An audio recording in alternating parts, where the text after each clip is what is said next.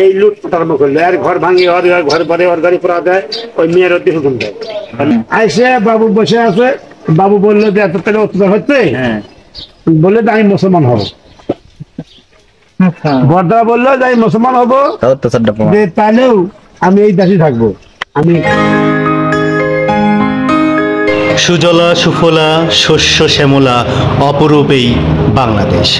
বাংলাদেশের যেমন বর্ণিল ইতিহাস আছে, তেমন দুঃখে গাথা অনেক ইতিহাস অগোচরে রয়ে গেছে। তেমনই এক ইতিহাস আজকে তুলে ধরবো, যে ইতিহাস শুনে আপনাদের লোম দাঁড়িয়ে যাবে। তো পুরো ভিডিওটি না টেনে দেখার চেষ্টা করবেন। আমি নূর মোহাম্মদ আপনাদের সাথে আছি দ্য লস্ট হিস্ট্রি টিমের পক্ষ থেকে। তো দেরি না করে চলুন মূল পর্বে চলে যাই। পুরো বাংলাদেশ জুড়ে 350-এরও বেশি জমিদার বাড়ি ও রাজবাড়ি ছিল। দেশ ভাগ হয়ে যাওয়ার পরে 1947-এর আগে অথবা পরে বেশিরভাগ জমিদার বা রাজার বংশধররা এখান থেকে চলে যায়। আজ আপনাদের এমন এক জমিদার বাড়ির সম্পর্কে জানাবো, যারা সনাতন ধর্মাবলম্বী হয়েও 1971 সালের বর্বরতা সহ্য করেও এই বাংলার মাটিতে থাকতে চেয়েছিল মুসলমান হয়েও, কিন্তু পৈশাচিক নির্যাতন সহ্য করেও তারা এই বাংলাদেশে থাকতে পারেনি। তাদের নির্মমভাবে হত্যা করেছিল দালালরা, বাংলার নরপিচাসরা। আজ এমনই এক জমিদার বাড়ির ইতিহাস সম্পর্কে আপনাদের জানাবো। তো চলুন দেরি না করে আমরা চলে যাই ইতিহাসের মূল পর্বে।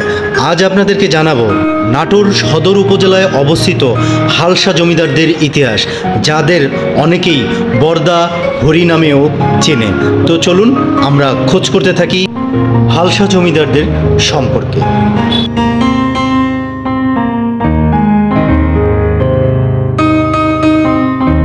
হ্যালো বন্ধুরা, ঘুরতে ঘুরতে চলে আসলাম হালসা জমিদার বাড়িতে। যদিও আপাতত হালসা জমিদার বাড়ির স্ট্রাকচার একদমই ক্ষীণ, মানে দেখাতে কতটুকু পারবো আমরা জানি না। তো যারা এখন এই বাসাটাতে আছেন বা এখানে থাকছেন, একটু বাইরে আছে, হয়তো কিছুক্ষণের মধ্যে চলে আসবে। এই ফাঁকে আমরা একটু আশেপাশে কথা বলে নিচ্ছি।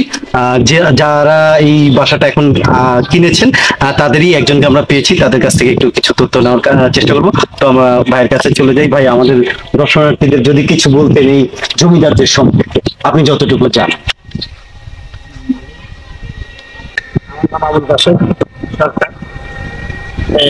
আমরা এই দেশের লোক, আমরা স্থানীয় লোক, আমরা জানি অনেক উদ্ধার করতেছি যে আমাদের এই এলাকার লোক কোনোদিন জমি কিনতে পারবে না। আল্লাহর ইচ্ছে আমার এক ছেলে আছিল, অনেক বাইরে গেছে, তারা উসুলাত আমরা এই জমিকে আমরা যেভাবে হই ইনশাআল্লাহ আস্তে আস্তে আমরা টাকা জমায় এই বাড়িটা। এই যে জমিদার বাড়িটা, এই জমিদারের বাইরে হলো এই বর্দাহরি বন্ধুরা ছিল, বর্দাহরি বাবা না। আমরা দেখছি যে জমিদারও আগে অনেক এই কারণে আমরা এই দেশে স্থানীয় লোক আমরা এখানে বাস করি। এই ভবেন্দ্র চন্দ্র রায় দুইটা ছেলে, একটা ছেলের নাম হলো বরদারা চরণ রায়, আর একটা ছেলের নাম হল, একটার নাম হলো হরিদাস রায়। হরিদাসের ছেলে হলো একটা, আর বরদারা হরির ছেলে হলো 6টা। ওনার বড়টার হলো 4টে মেয়ে, আর 6টার 2টা মেয়ে। 71-এর সময় এখান থেকে ওই মুক্তিযুদ্ধের অত্যাচার ওই যেরকম বেহারিরা এসে ইয়ে করলো, ওখানেরা এই বাংলাদেশ থেকে পলায় চলে যায়। আমরা হেল্প করছি, আমাদের স্থানীয় লোকেরা হেল্প করে হাতিনটা পর্যন্ত আমরা আগে দিয়েছিলাম। বর্দা হরি এইখানেই শুক্রবার দিন মেরে ফেলা যায়, মেয়ের দিকের নাম ছিল। এটা কি রাজাকাররা মারে না মুক্তিযুদ্ধের পক্ষে?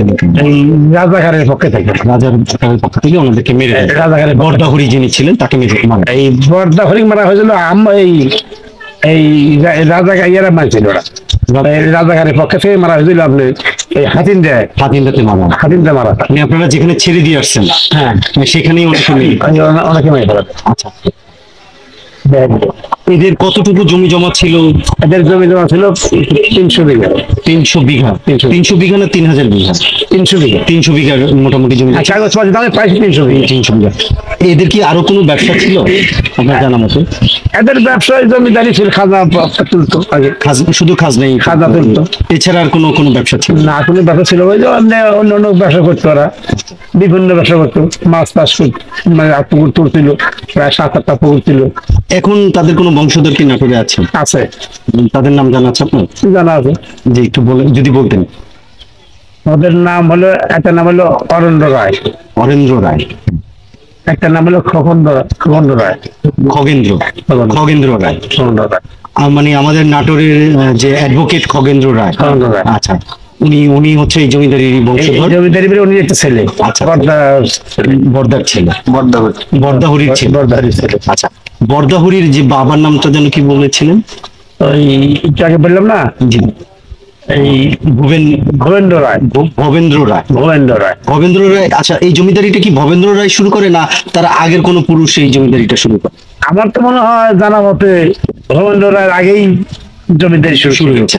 আচ্ছা, আপনারা এই যে জমিদারিটা যখন কিনেছেন এটা কত সাল নাগাদ কিনেছেন?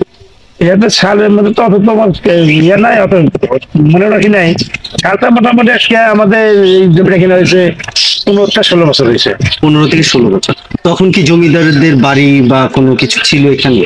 বাড়ি ছিল, মানে একদম ভাঙা ছিল থাকতো না, মানে 71-এর পর হ্যাঁ, কেউ আর থাকে এই চলে যায়, বাংলাদেশ তো চলে গেল, চলে তাদের একটা ভাঙাটা ঘরটা ছিল, হ্যাঁ। প্রায় 40-60 টাকা একটা ঘর ছিল, 40-60 ঘর ছিল, 40-60 টাকা ঘর ছিল। আচ্ছা আচ্ছা আচ্ছা। কয়টা রুম ছিল এই 40 ঘরে? 40 ঘরে মোটামুটি 7টা রুম ছিল। 7টা রুম। এটার ভিতরে কি কোনো মন্দির ছিল? না, মন্দির ছিল না, মন্দিরের বাইরে মন্দির ঘর আলাদা ছিল। মানে রাজবাড়ির ভেতরের অংশে ছিল না, না বাইরে ছিল, বাইরের অংশে ছিল। এই যে দেখা যাচ্ছে ভিটাটা, জি জি, এটি হলো মন্দির ঘর। মন্দির ঘর ছিল। আচ্ছা আচ্ছা আচ্ছা। আরেকটা জিনিস, এই যে এই বাড়িটা, জমিদার বাড়িটা কত একর বা বিঘা জায়গার উপরে নির্মিত হয়েছে? 40 বিঘা জমি। 40 বিঘা জমির উপরে যখন এই রাজবাড়িটা নির্মাণ করেছে। আপনি মোটামুটি অনেক ভালো তথ্য দিলেন, আপনাকে ধন্যবাদ। আপনারা এখন কয় ভাই আছেন এখানে? এখানে আমরা ভাই তো আছি 6টা, আর 3টা মারা গেছে, 3জন মারা গেছে। আর 3টা আছে। আমি এই জমিদারের অংশটা আমি কিনে নিচ্ছি, আমার অন্য রকম ভাই নেয়নি। আমার ছোট ভাইয়ের নাম আবুল হোসেন হ্যাঁ হ্যাঁ। সরকার, আর আমার বড়টার নাম হলো আশেদ মিয়া সরকার। আচ্ছা, আমরা কি একটু ভেতরে কোনো পুরনো স্ট্রাকচার বা কিছু দেয়াল বা একটা ঘরের অংশ এরকম কোন কিছু আছে দেখাতে পারবো? একটু দেখতে চাচ্ছিলাম। দেখাবো। হ্যাঁ হ্যাঁ, ধন্যবাদ। প্রিয় দর্শনার্থী, প্রিয় ভিউয়ার্স, আপনারা যারা দেখছেন, আমরা বর্তমান যিনি এই জমিটা বা এই রাজাদের জমি কিনেছে তার সাথে কথা বললাম, এবং আমরা এখন আপনাদেরকে দেখানোর চেষ্টা করব। যদিও ম্যাক্সিমাম অংশই নেই এই জমিদারির, যতটুকু আমরা পারবো আপনাদের সামনে তুলে ধরবো। তো চলুন দেরি না করে আমরা আমাদের গন্তব্যস্থলে যাই।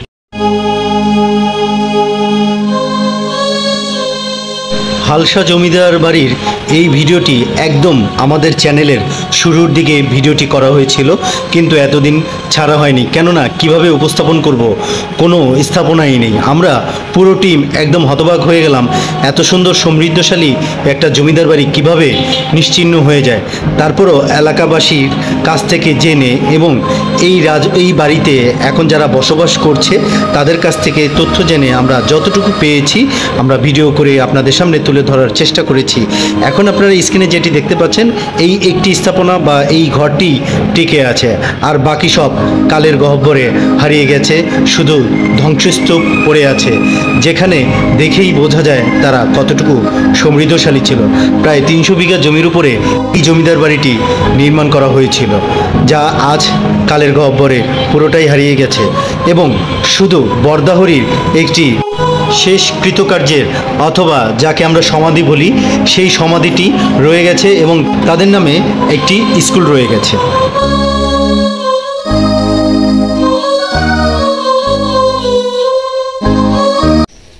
হ্যালো বন্ধুরা, আমার পেছনে যে ভবনটি দেখতে পাচ্ছেন, যদিও সেই জমিদারদের স্ট্রাকচার বোঝা যাচ্ছে, কিছুটা স্ট্রাকচার বোঝা যাচ্ছে, এটাকে অনেক রেনোভেশন করা হয়েছে, কেননা এখন মানুষ বসবাস করতেছে। যুদ্ধের আগেই তারা এখান থেকে চলে যায় জমিদাররা। দুজনের নাম জানা গেছে, বর্দা হরি। সংক্ষেপে বর্দাহরি বলা হয় আর কি, এদেরকে ডাকা হয়। এবং এই বর্দাহরিদের এই আমার পেছনে যে ভবনটি দেখতে পাচ্ছেন, এটা ছিল কাচারি ভবন, যেখানে প্রায় 18টা দরজা ছিল এবং জানালা ছিল, এবং ছোট ছোট খুপড়ির মতো যেখানে মোমবাতি অথবা সজ্জার জন্য ফুল রাখা হতো, সেই জায়গাগুলো আমরা আপনাদেরকে দেখানোর চেষ্টা করেছি। আপাতত সেই বর্দাহরিদের যেই জমিদার বাড়িটা, সেটা একদমই কোনো স্ট্রাকচার ওইভাবে নেই। এই জায়গাটাতে জমিদার বাড়ি ছিল প্রায় 300 বিঘা জায়গার উপরে এই জমিদার বাড়িটি করা, এবং তাদেরও প্রায় আরো অনেক জমি ছিল, তাদের জমিদারি বিস্তৃত ছিল। এবং 1971 সালে তাদের উপরে যে বর্বরতা হয়েছিল তা আমরা স্থানীয়দের কাছ থেকে জানতে পেরেছি, যা অনেকাংশেই হয়তো তুলে ধরা উচিত হবে না বলে মনে করি, এই জন্য আমরা হয়তো তুলে ধরিনি আপনাদের সামনে। কিন্তু আমরা সেই গল্পগুলো শুনেছিলাম, আসলে মর্মান্তিক সেই ঘটনা আমরা ভয়েসের মাধ্যমে ভয়েস ওভার দিয়ে আপনাদেরকে জানাবো। তো চলুন বর্দাহরির বা বর্দা যিনি, হরি তো আরেকজন ছিল, বর্দার একটা কবরস্থান এখানে আছে। তাকে রাজাকাররা মেরে ফেলেছিল এবং তাকে সমাধি তো ওইভাবে তেমন ভাবে করেনি, রীতি মেনে তাকে মাটি চাপা দেওয়া হয়েছিল। আমরা সেই জায়গাটিতে যাব, এবং তাদের আরো একটি স্কুল আছে যাদের নামে সেই স্কুলটি চলছে, আমরা সেখানেও যাব এবং দেখানোর চেষ্টা করব তাদের রেখে যাওয়া ইতিহাসের সাক্ষী। হ্যাঁ,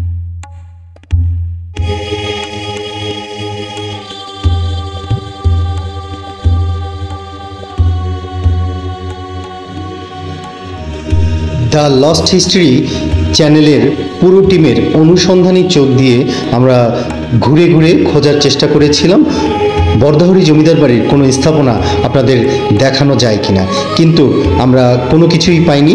তবে সর্বশেষ যেটি দেখানোর আছে সেটি বর্দার যে সমাধিস্থল, সেটি আমরা একদম জঙ্গলে আবৃত একটি লেবু বাগানের ভেতর দিয়ে নিচু হয়ে খুব কষ্ট করে হলেও আমরা সেখানে যাই, এবং সেখানে যে আমরা একদম শিহরিত হই যে এই বর্দাহরি তিনি বাংলাদেশে থাকার জন্য মুসলমান হতে চেয়েছিল। তারপরও রাজাকাররা তাকে শিরশ্ছেদ করে এবং তার পরিবারকে নির্যাতন করে, এবং সর্বোপরি তার পরিবার একদম অসহায় হয়ে পড়ে রয়।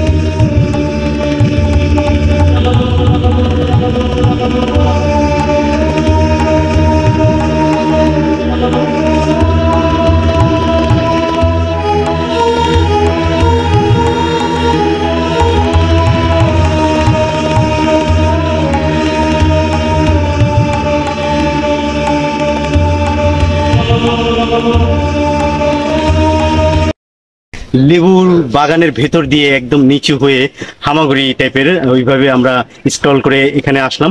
এটা হলো বর্দাবাবুর সমাধিস্থল। আর এই বর্দাবাবু সম্পর্কে আমরা এখানে কাশেম চাচা, ওনার কাছ থেকে অনেক গল্প শুনলাম। এবং এই বর্দাবাবু এমন একজন লোক ছিলেন, তিনি সনাতন ধর্মাবলম্বী হয়েও মুসলমানদের বা আশেপাশে যারা বসবাস করত তাদের প্রতি ঘন্টায় ঘন্টায় তিনি বেল বাজিয়ে ঘণ্টাধ্বনি দিয়ে জানান দিত কয়টা বাজে।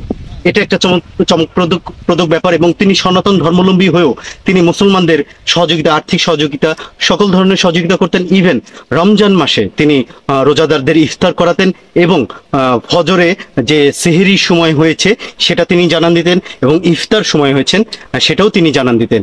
আর এটাই হলো সেই তার সমাধিস্থল বর্দাবাবুর। এবং তিনি 1971 সালে রাজাকাররা তার গলা কেটে তাকে হত্যা করে। এবং আরেকটা মজার লোমহর্ষক বিষয় সেটা হলো এই বর্দাবাবুকে রাজাকাররা ধরেছিল, এবং তিনি কিন্তু মুসলমান হতেও চেয়েছিল। তিনি কিন্তু এই বাংলার মাটি ছেড়ে তিনি যেতে চাননি। এই বাংলার মাটিতে তার শেষ নিঃশ্বাস ত্যাগ করতে চেয়েছিলেন। তার এই শেষ ইচ্ছাটা যেভাবেই হোক পূরণ হয়েছে, জোর করে হোক, স্ব ইচ্ছায় হোক। তাকে মুসলমান করবে, সে মুসলমান হবে, এটা লিখিত দেওয়ার জন্য তাকে ডেকে নিয়ে এসে তার গলাটাকে আলাদা করে দেওয়া হয়। এই লোমহর্ষক ঘটনা শুনে আসলে আমারও খুব খারাপ লাগতেছে। আমি দরাজ কণ্ঠে কথা বলতে পারছি না, আমার গলা ধরে আসছে তার এই ইতিহাস শোনার পর থেকে আমি কথা বলতে পারছি না। এই ছিল বরদাবাবুর সমাধিস্থল। তো চলুন, তাদের একটা স্কুল আছে, আমরা এখন আপনাদেরকে সেই স্কুলটা দেখাবো এবং সেখানে আমাদের ভিডিওটা শেষ করার চেষ্টা করব।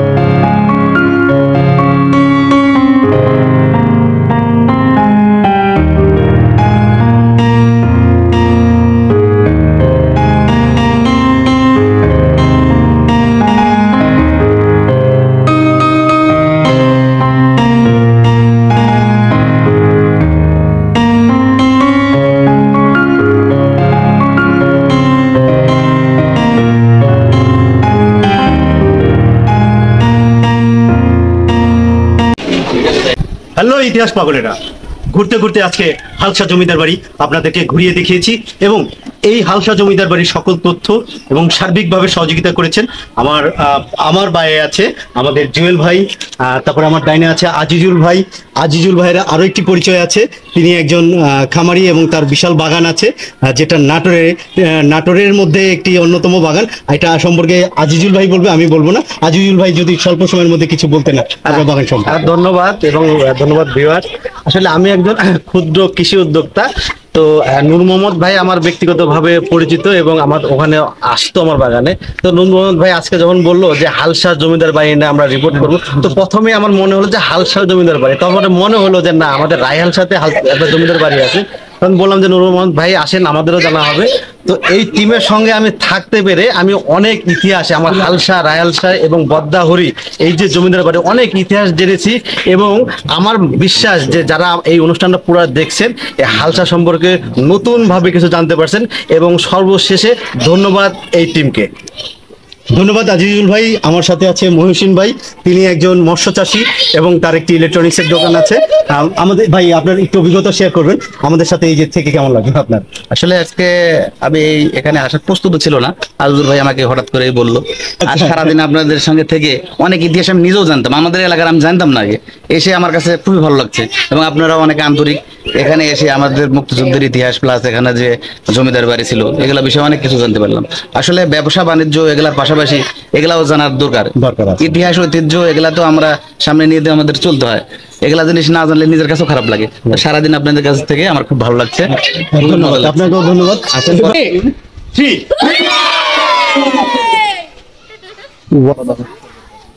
হ্যালো বন্ধুরা, আমরা এতক্ষণ আপনাদের চেষ্টা করেছি আপনাদের সামনে রায়হালসা বরদাহরি জমিদার বাড়ি সম্পর্কে জানানোর জন্য। কতটুকু পেরেছি জানি না, তবে আমরা সার্বিকভাবে চেষ্টা করেছি আমাদের পুরো টিম আপনাদেরকে বরদাহরি জমিদার বাড়ি সম্পর্কে ইতিহাস তুলে ধরার জন্য।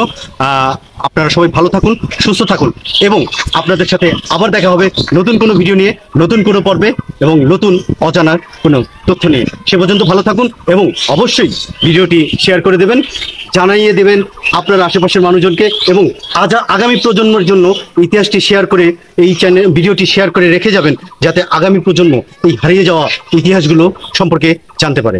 সে পর্যন্ত ভালো থাকুন। আসসালামু আলাইকুম। প্রিয় বন্ধুরা, তাহলে আজ এই পর্যন্তই। আবার দেখা হবে, কথা হবে নতুন কোনো ভিডিওতে। সে পর্যন্ত সবাই ভালো থাকবেন, আর হ্যাঁ, সবাইকে ভালো রাখবেন।